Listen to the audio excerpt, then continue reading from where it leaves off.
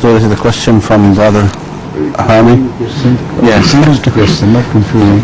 Even translation a bit difficult as well. He would like to know how can we differentiate between the saying of Hadith Muhammad sallallahu alaihi wasallam, which carry law, Islamic law in it, and his saying which does not carry.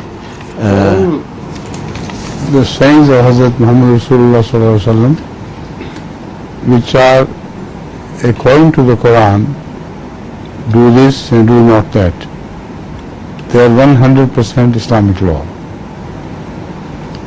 All the same sayings over and above that are under Amr bil Maruf.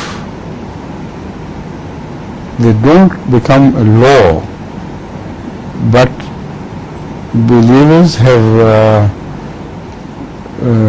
taken their bath of allegiance that will also follow you in Amr bil Maruf.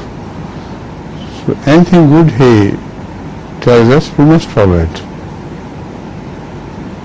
as best as we can.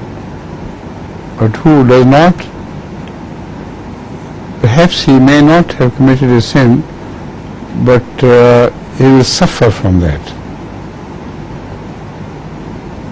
The advice of Rasulullah cannot be ignored without consequences. Right?